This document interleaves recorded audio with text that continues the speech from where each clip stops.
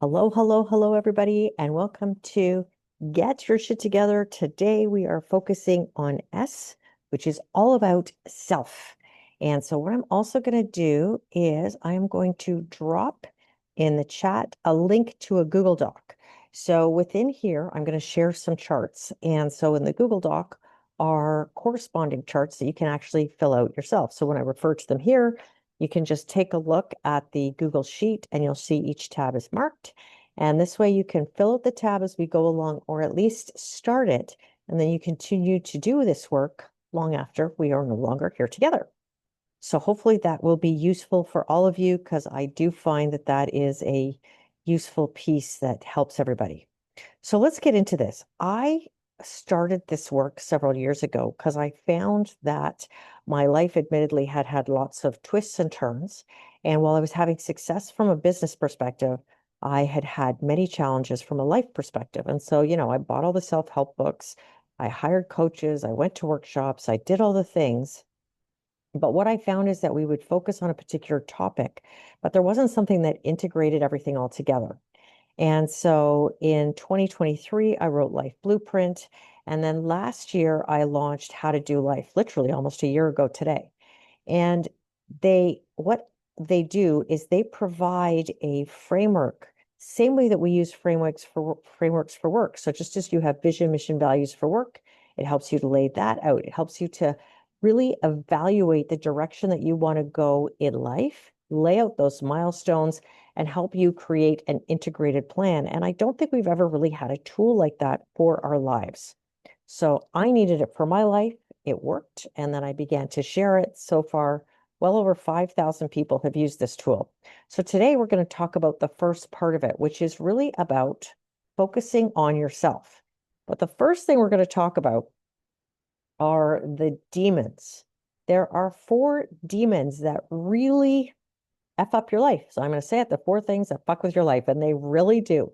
And then there's 2 that save it. So there are positives to this, but we're going to talk at first about the demons. And so we're going to talk about fears, which is truly the shit that really paralyzes you. We're going to talk about limiting beliefs, which are the stories that you tell yourself. We're going to talk about distractions and derailers, and we're going to talk about challenges. And then we're going to talk about the good things. So, we're going to definitely close off tonight on a high note, but we're going to go through these things because the more that you can come to terms with some of these things, the more that you can do what I refer to, and you'll hear me refer to it several times today, is draw a proverbial line in the sand. And you literally choose to leave that which does no longer serve you behind that line in the sand. And then we continue to move forward from there. I think what I'm just going to quickly do is I'm going to turn off this light because I'm not loving all this glare behind me. That's much better. Much, much better. Okay, so let's get into it. And I just kind of mentioned, I didn't realize that I had done this already. Here's the things that are our high notes. So these are the saviors. These are the things that are going to make us feel good. And we're going to close out today on a high note. Okay, let's talk about effort number 1. So fucker number 1 is fear. And let's talk about the different kinds of fear. There's good fear and there's bad fear.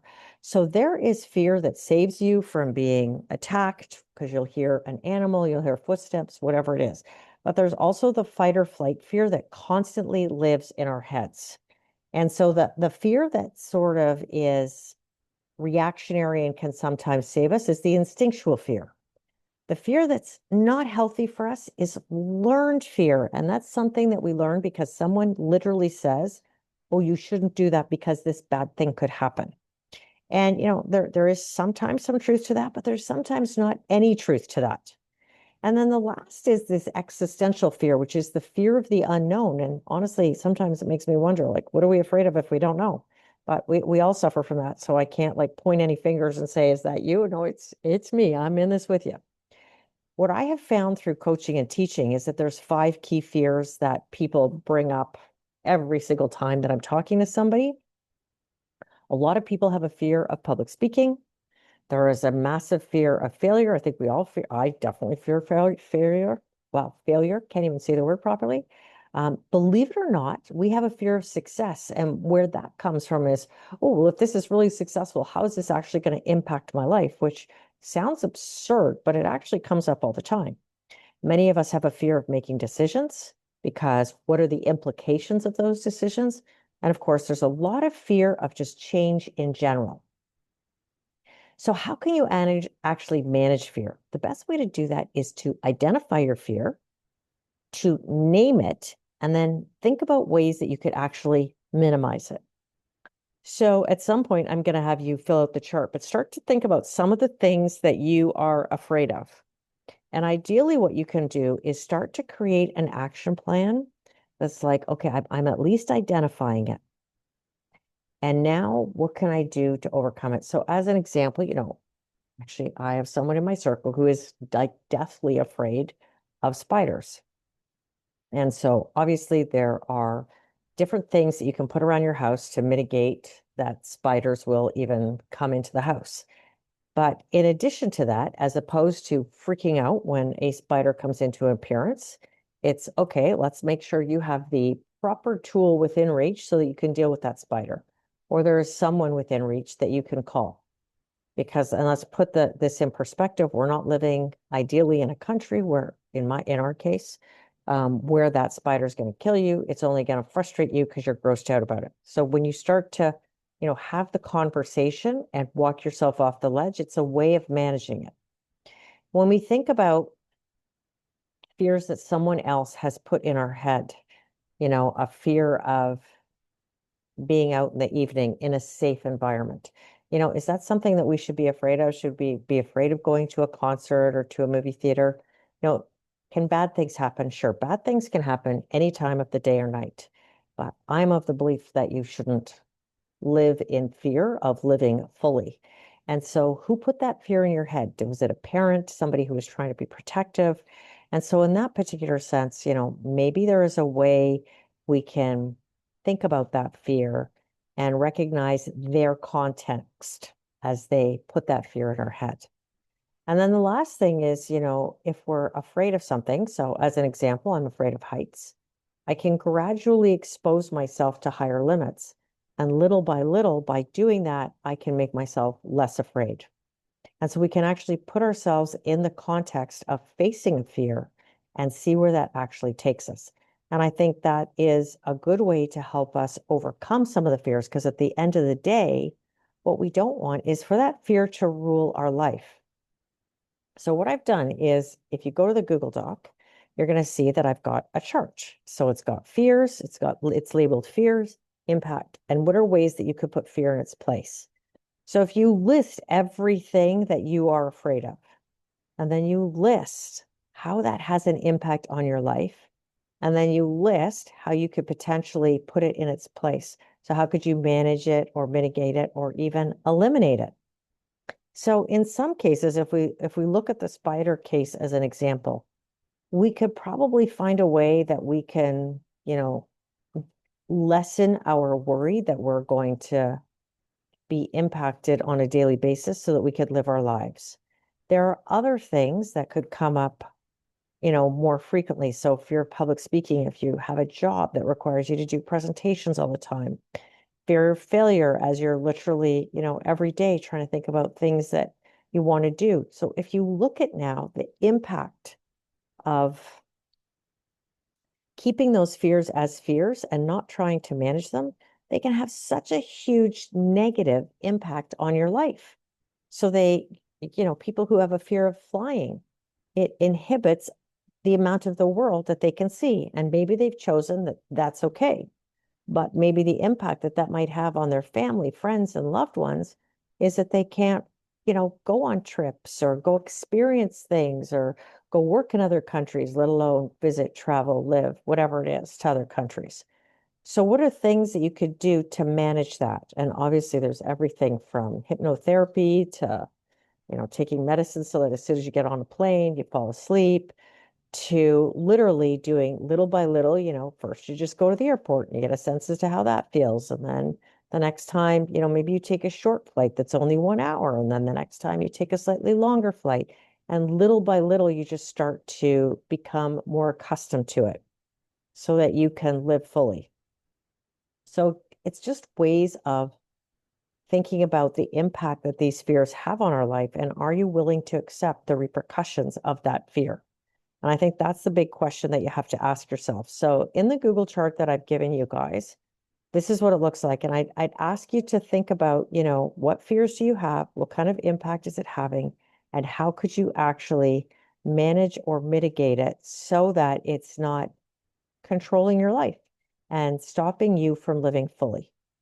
So that's fears. Let's go on to the next topic. And so the next topic that we're going to talk about is limiting beliefs.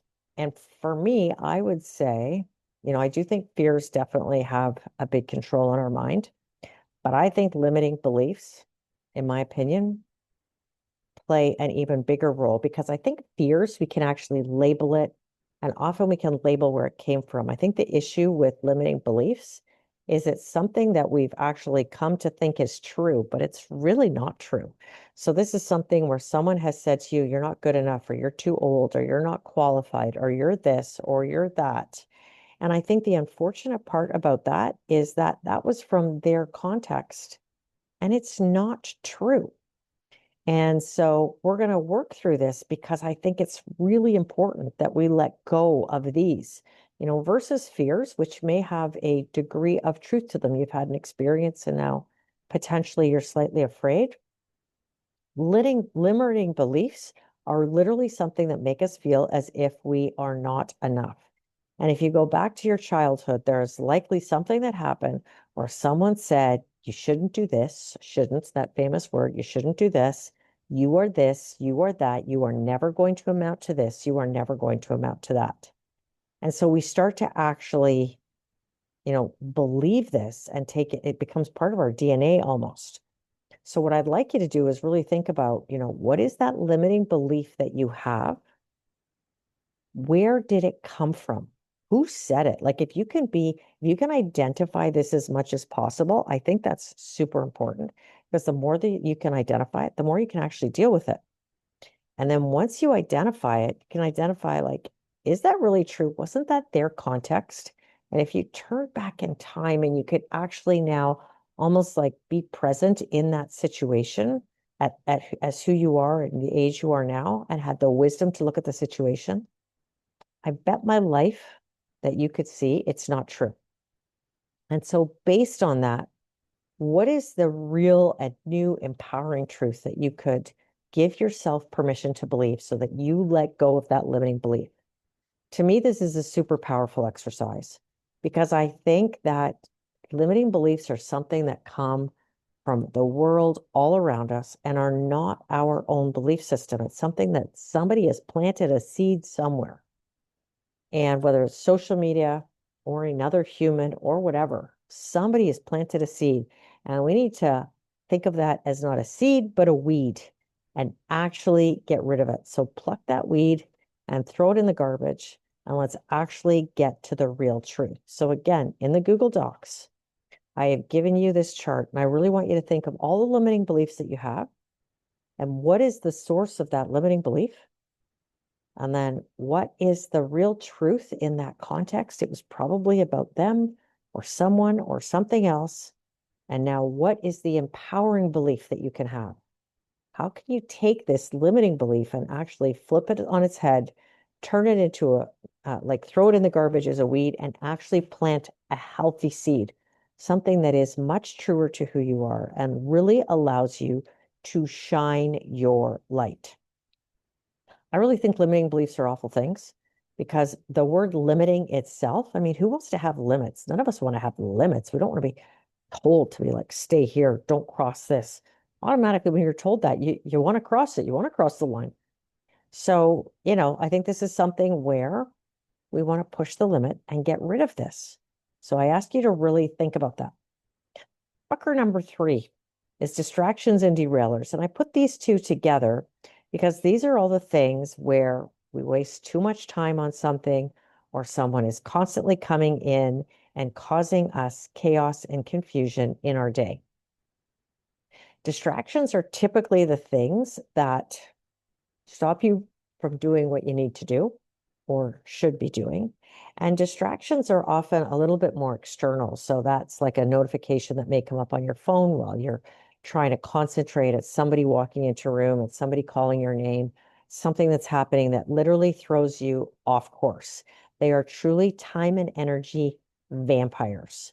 So the goal is to identify them and try and call them out. I would even say, as a parent, obviously our kids can be distractions, and sometimes they're necessary distractions. So there's necessary distractions and unnecessary distractions. Necessary derailers, maybe, and unnecessary derailers. So what are all of those things? And identify them and list them. And then identify, what's the impact they're having. So if, for example, you know, searching on and staying on your phone for an hour when you wake up in the morning and you kind of go, oh my God, I just lost an hour.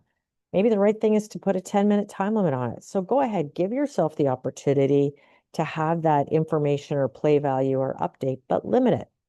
And so this is where I think you can identify what those distractions or derailers are, figure out how you could limit that behavior and put a boundary on it so that it doesn't prevent you from living and breathing and doing the things that you want to do and move positively in the direction of the goals and actions that you want to take in that day. I found that there's a particular individual in my life who, when they walk in a room, they can change the energy of the room like that. And so I'm very conscious of their impact on my energy. And specifically, this is not a buoyant, happy person typically. So when this person walks into the room, I can feel my whole body go, oh God, what's going to happen now? And so I limit my exposure. I limit that, when I've got work to do, actually let that person know, hey, I'm going to close my door. This is the work that I need to do. And, could you please respect the fact that I'm going to try and work that focus for the next little bit? And then when I know that I have the endurance, stamina, resilience, whatever the right word is, to actually have them come in and enter the picture, now I know that they're not going to derail my mood and my behavior. And so I've set myself up for success with them specifically and how I want to manage my day. So again, I've uploaded this chart. So it's distractions, list all the distractions, list the impact that they're having on you. So they're taking up too much of your time, you're throwing off your mood, whatever it is. And then what are ways that you could mitigate their impact? So in every single case, in every single one of the charts that we've talked about so far, we identify it, we identify the impact, which obviously is not a positive impact. And then we identify how can we reduce the negativity that this is having on us? Because that's ultimately the goal. We want to move forward positively. Like, don't we all? Like, we all are in this search and quest to be as happy as possible every single day. So let's deal with the shit and get it out of the way. So my hope as well, in if you manage your time well and you give yourself these limits and boundaries, then what I'm not suggesting is that you cut these things off. I like to scroll my social media. I like to spend time with people who potentially can have these highs and low mood swings because I like to be around them when they're in the high, obviously, and in a positive mood. But you've really got to look at how are you going to manage it. So just figure out how you're going to manage it. That's all I would say to you. The next thing that we're going to talk about is fucker number 4, which is the challenges that we all face. And in the days of performance reviews, this would have been, what are your weaknesses? And I hate that word, but we all have things that we aren't great at. And I hate this, what the fuck is wrong with you? There's nothing wrong with you, but we can't all be amazing at everything. And so, what I'd like to suggest is that we find what we're good at and we lean into that. And we also identify what we're not good at and we lean into others and we allow them to shine equally with us. So I'm not going to go through the story about the eagle who thought he was chicken, but I'm going to invite you to look it up because I think there's more learning in this than just understanding how you're different and acquiescing to those around you so that you can fit in with the crowd versus understanding that you are different and choosing to soar. So I've kind of given away a little bit of the story, but I'll let you do the rest. So the truth is, challenges and whatever you want to call it, strengths and weaknesses, whatever word you want to use, are universal. All of us have different things that we are good at and different things that we are not as great at. And I tell this story very often because it was something that I was quite surprised at. But Henry Ford was actually pulled in front of some kind of jury, and he was being charged with not running his company properly, and he was up with some kind of charges. And I apologize, I actually have to go and review the story again. And they said to him, like, we want to ensure that you're not crazy and that what you're doing is appropriate. So they wanted to ask him a series of questions. So they were asking him questions about what was popular at the time and what was trending at the time and different things about government and the news and all that sort of stuff. And the truth is, he couldn't answer any of the questions. Very focused on the work that he was doing and couldn't answer these questions about popular society, culture, etc. And he said, but if you give me a second, I can answer all of these questions. And they looked at him and they were like, what are you talking about?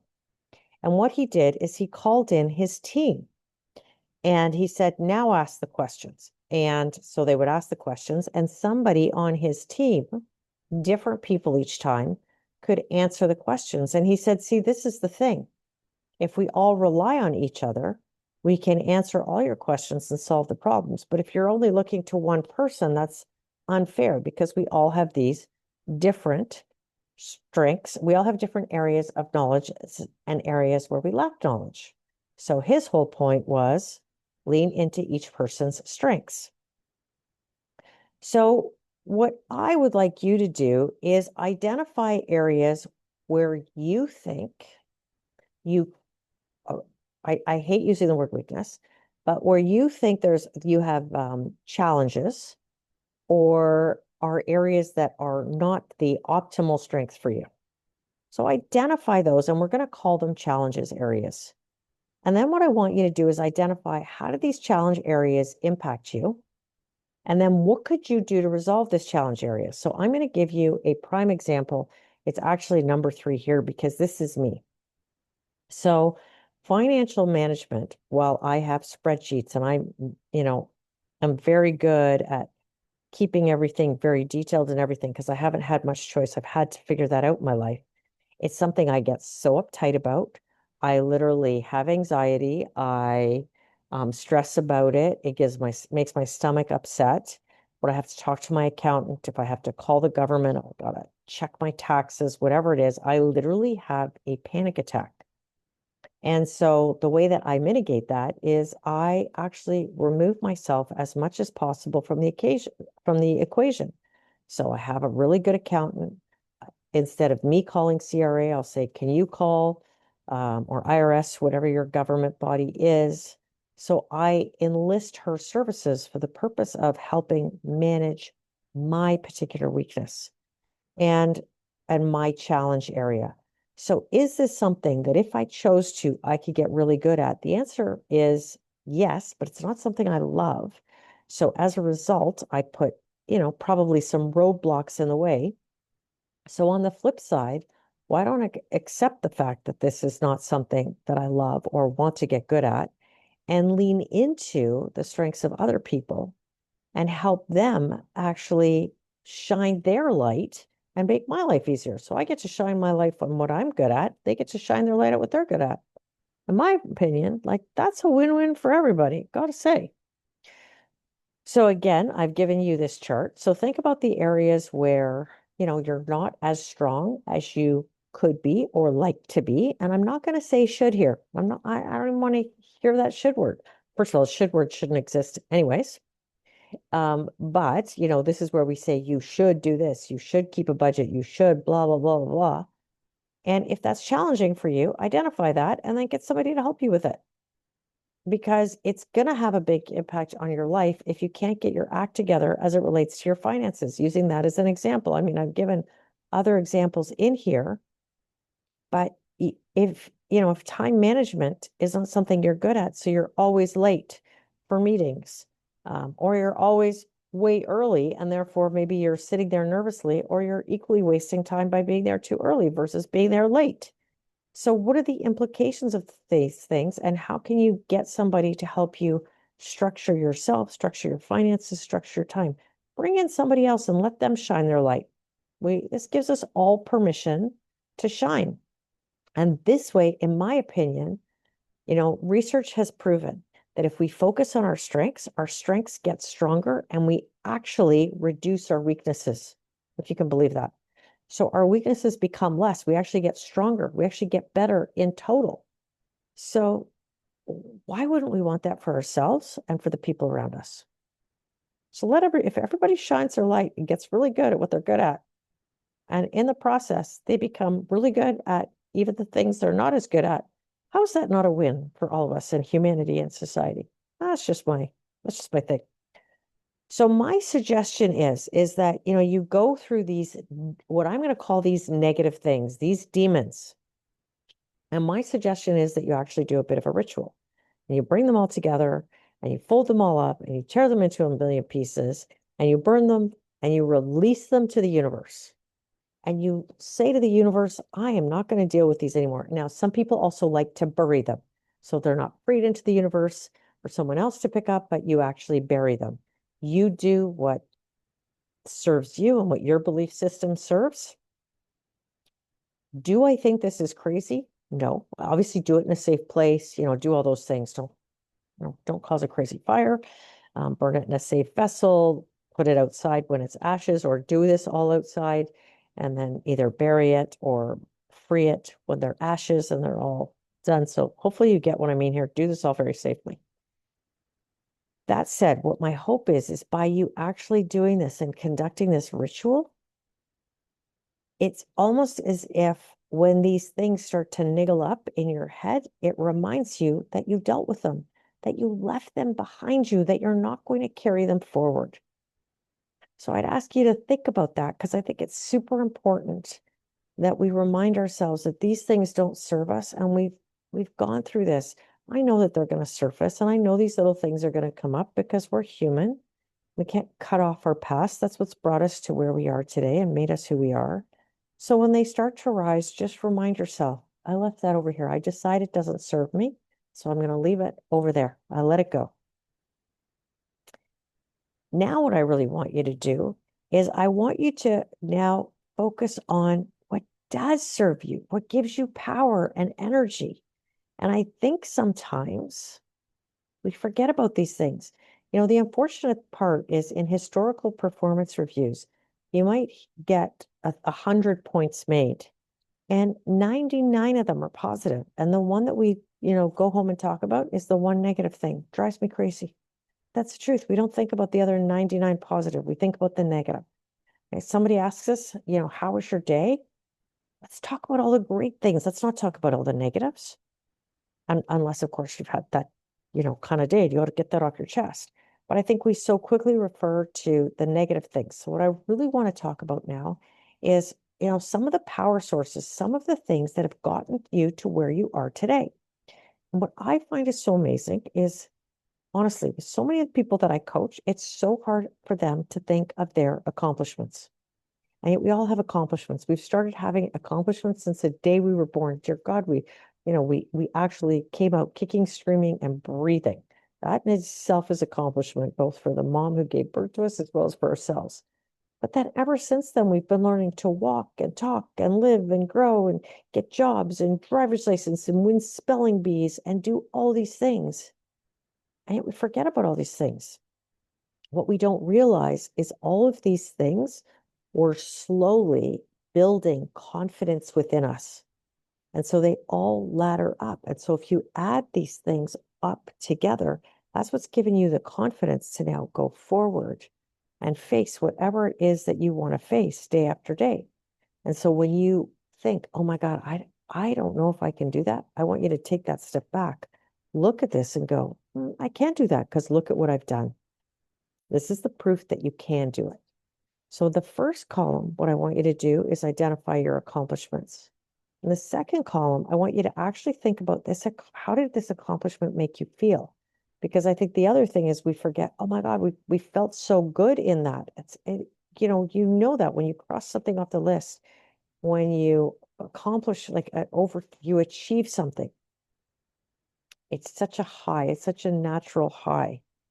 And so I think we need to embrace that and celebrate that. And we so quickly move on to the next thing. And so that's the last part of this is, what learning or benefit can you source from this? Because I think what we so quickly move on that we don't actually really have consciously evaluate the impact that this accomplishment is going to have on us. And so many of these accomplishments are things that have been stepping stones to all the success that we've had in our life. There's a Navy SEAL officer who does a commencement speech, and it's well noted um, in the internet. And in it, he says, we default to our highest level of training. So take that in. You fall to your highest level of training. What accomplishments are different levels of training and endurance that you have achieved over life. You can't take them away. They're there, they're within you. It's knowledge that you have gained in your lifetime. So lean into that in the moments when you feel that you are losing confidence or things are not going well. So again, in the Google Doc, I've got this chart for you. And so please take the time to figure that out. And as you can see, I've got a couple of pages in here in this deck that I show everybody because I find that I really push people to think about every single accomplishment. We have so many and we so quickly forget them. These are then the next thing is I want you to look at your accomplishments and then I want you to look at your strengths because your strengths are truly your superpowers. And I think when you start to see some of your accomplishments, you can see that they are actually the source of some of your strengths. So that's why I like to do the accomplishments first. And I really want you to take the time to think about some of your strengths. And when you look at your strengths, I want you to then think about, oh my God, what does that do for me? And what could it continue to do for me? How can I leverage that strength? And in exercises, that we can talk about where we get into purpose, it's really comes from some of our strengths so we can have some of those conversations. So take the time to really identify your strengths and then identify, what does this actually mean for me and for my life? And so once again, those charts are in the Google Doc for you. I then want you just to take a moment and reflect on these and really own them. Really own your strengths and accomplishments because the more you own them, the more on the days when you're not made motivated or your confidence is low, this is going to remind you that you're great.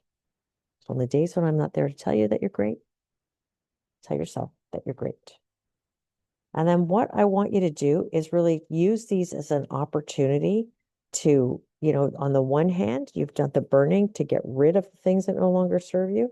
And on the other hand, I want you to use these as fuel. So what I'll often say to people is take those pieces and as I just shared, you burn them and you set them free. But these ones where they're your strengths and your accomplishments, use them as seeds and actually plant them. And then they will continue to get stronger and stronger and stronger. So the last piece before I let you guys go tonight is to really think about, as part of this self, what is the vision? Once you deal with all these things, what is the vision of that you have for your future self? So the purpose of dealing with the demons and then looking at your strengths, so the deliverance for the sake of argument, is to sort of bring yourself up to the present and decide what you're going to carry forward and that what you're not going to carry forward. And then the next step that I'd really like you to do is think about, 5 years from now that you've done this, what do you really want? So I'd like you to do a vision session for yourself. And I want you to put on a theta music track. So there's two kinds of music there's two kinds of brain waves that we absorb, beta and theta. And what theta does is it actually expands your hippocampus and it makes you think from more of an abundant and open and growth mindset. And so put on that kind of music on whatever streaming service that you listen to. And then I want you to actually create a vision session for yourself. This is really powerful when you're creating your own vision session. And I want you to let your mind drift, and I want you to think about where you are. What do you look like? So what is your health state? Who are you with? How are you spending your days? What is your ideal day? What kind of work are you doing? And I want you to really lean into, what is your self like? What is your being? What is fulfillment looking like here? What is your health state? How are you spending your time and, enjoying your days and living up to your fullest potential? So take the time to do that and actually journal that out for yourself.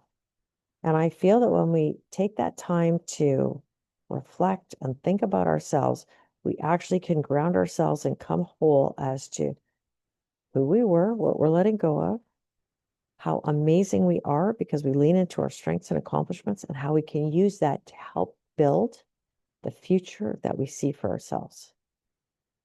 When you get your shit together, you can build any future that you want.